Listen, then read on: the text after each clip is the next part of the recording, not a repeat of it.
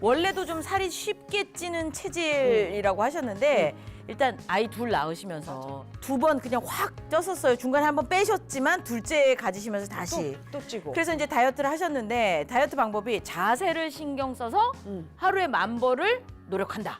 네, 요거 굉장히 포인트인 것 같고요. 정제 탄수화물 섭취를 아까 흰쌀, 밀가루, 설탕 안 드신다 그랬잖아요. 요 방법에 대해서는 선생님 어떻게 생각하세요?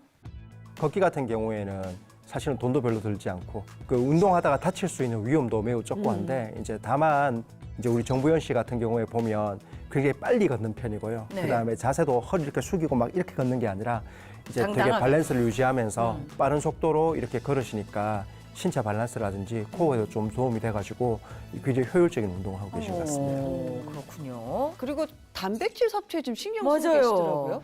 네, 맞아요. 특히 이제 요요 방지를 하려면은 근육 유지가 되게 중요한데 그런 면에서 이제 단백질 섭취가 굉장히 중요하거든요. 근데 네. 또 다이어트 하시는 분들이 이제 의외로 또 단백질을 충분히 섭취하는 경우가 많지가 않아요. 맞아요. 근데 이제 단백질 보충제를 드시면서 단백질을 꾸준히 또 섭취를 하고 계시기 때문에 굉장히 잘 하고 계시는 것 같습니다. 네. 유수연 선생님은 어떻게 보셨어요?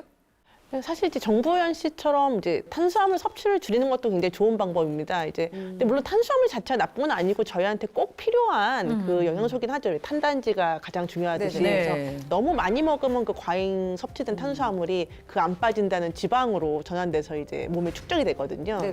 그래서 그렇기 때문에 비만이 유발되는데요. 그래서 조사에서 보면 또 우리나라 사람들이 워낙 좀 쌀 이런 거 좋아하다 보니까 그쵸. 그 권장 섭취량보다 거의 한 3배의 탄수화물을 많이 먹고 있다고 합니다. 그래서 이제 그런 걸 좀 줄여보는 게 필요할 수는 있죠.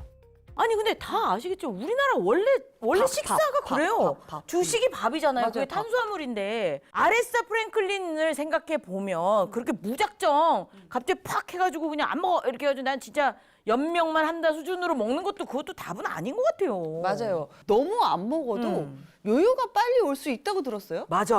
어떻게 평생 그렇게 안 먹고 살아요? 그렇죠. 이제 아무래도 이제 먹는 양을 극단적으로 줄이되 보면은 반동으로 또 많이 먹게 되는 경우도 있고 네네. 또 나도 알게 모르게 먹게 되는 탄수화물들이 되게 많거든요. 그래서 요즘은 아예 이제 내가 탄수화물을 먹게 되더라도 이 체내에서 탄수화물 흡수 자체를 조절해 주는 방법도 있는데 대표적인 방법이 이 아까 말 정부연 씨가 이제 섭취한 BNR17 유산균입니다.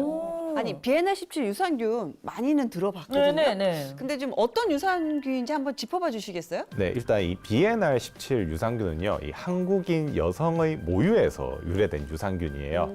연구에서 이제 모유를 먹은 아기의 장내 유익균 수가요, 이 분유를 먹고 자란 아기보다 더 많다는 결과가 나오면서 그걸 바탕으로 이제 개발된 균주입니다. 유산균 하면 일단 장 건강이잖아요. 근데 그게 장 건강 말고 탄수화물 흡수를 뭐 조절해 주는 게 이게 그 의학적으로 가능한 얘기인가요? BNR17이 좀 독특한 작용을 한다고 알려져 있는데요. 네. 이제 보통 저희가 이제 먹는 탄수화물은 다당류로 덩치가 큰 분자거든요. 네. 그래서 이제 크게 커서 바로 우리 몸에서 흡수가 되는 게 아니고 이제 쪼개가지고 작은 단당류로 네. 만들어서 흡수를 하게 됩니다. 네. 근데 이제 이 BNR17은 단당류를 다시 뭉쳐가지고 다당류로 만들어서 흡수가 좀 덜 되도록 하는 거죠. 쉽게 말해서 쪼개진 걸 다시 뭉치는 거잖아요. 그러면 덩어리가 커서 소화가 안 되겠는데요?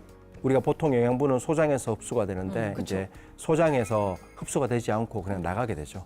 그러니까 대장까지 내려가게 되고 그런 밖으로 배출되게 됩니다.